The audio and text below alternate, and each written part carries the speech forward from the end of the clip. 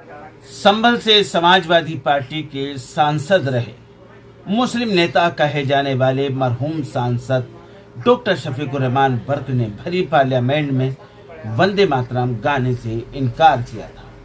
आज उनके नक्शे कदम पर चलने वाले उनके पोते संभल से सपा सांसद जियाउर रहमान बर्क ने वंदे मातरम की 150वीं वर्षगांठ के मौके पर पत्रकारों द्वारा किए गए सवालों के जवाब पर साफ इनकार कर दिया। वे वंदे मातरम नहीं गाएंगे, ये मजहब के खिलाफ है। इसको लेकर क्या कुछ कहा सांसद जियाउर रहमान बर्क ने, आइए सुनते हैं। वंदे मातरम को 150 वर्ष पूरे हो चुके हैं।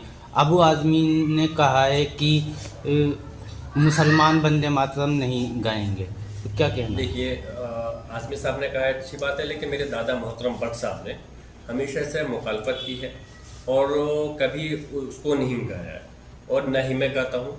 मैं भी इस चीज़ को कहता हूँ और मैं इस चीज़ से कोई मेरी देशभक्ति पर उंगली नहीं उठा सकता और न ही मैं किसी को सफाई देने के लिए बैठा हूँ कि मैं कितना बड़ा देशभक्त हूँ। ये तो हमारे लोगों ने कुर्बानियाँ दी हैं, हमारे बुजुर्गों ने, वो जानते हैं कि पूरा देश नहीं पूरी दुनिया जानती है हमारी कौम के इतिहास के बारे में।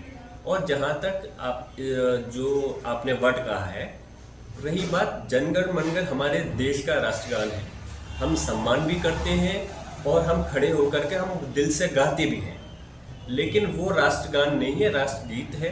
और उसके लिए हमें कोई बाध्य, कोई हमें नहीं कर सकता, कोई हमें बाउंड नहीं कर सकता कि हम उसको गाएं। वो हमारी उसकी कारण ये है कि उसमें मजहब की प्रति ऐसा वर्ड इस्तेमाल होता है जो कि हमारी मजहब के खिलाफ है। क्योंकि हम एक अल्लाह की इबादत करते हैं, इसलिए हम किसी दूसरी जगह को सजदा नहीं कर सकते। हम इस देश की धरती से मोहब्बत करते हैं, प्यार करते हैं और इसके प्रति वफादार हैं। हम इसकी इबादत नहीं कर सकते, ये हमारा मजहब है और हमारे ये संवैधानिक अधिकार है हमारा। हम अपने मजहब के प्रति आज़ादी के साथ में उसको हम कर सकते हैं, अब मान सकते हैं। अगर कहीं कोई चीज़ गलत है तो उसको हम ऐसे काम नहीं कर सकते। और ये अल्फाज मैं ही नहीं, संविधान में या हमारा संविधान नहीं, माननीय सर्वोच्च न्यायालय ने भी इस मामले में 1986 में जब केरला का एक केस था, जब 3 बच्चों को उसके अंदर निकाल दिया गया था स्कूल से, तो तब भी ये कहा था कि आप बाध्य नहीं कर सकते किसी को ये गाने के लिए। हम अपने देश और राष्ट्रगान के प्रति अलग बात है इस चीज़ के लिए, इसमें क्योंकि हमारे मजहब से मुतालिक अल्फाज गलत है, इस वजह से हम उसके को नहीं गा सकते हैं, ना ही हम उसके गाने के लिए कह सकते हैं और ना ही कोई हमें बाध्य कर सकता है कि आप उसको गाना पड़ेगा।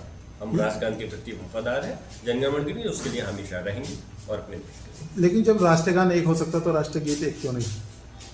उस राष्ट्रगान के अंदर ऐसा अल्फाज नहीं है ना। जो मेरा मतलब है, जो आपने कहा कि राष्ट्रगान हो सकता है तो राष्ट्रगीत पे क्यों नहीं?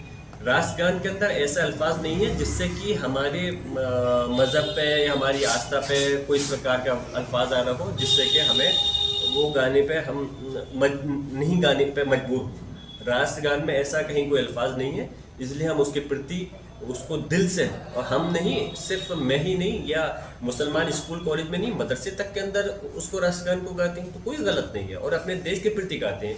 लेकिन राष्ट्रगीत जो है उसमें अल्फाज गलत है तो उसके प्रति कोई हमें बातें नहीं कर सकता कि उसको हम वो गाएं।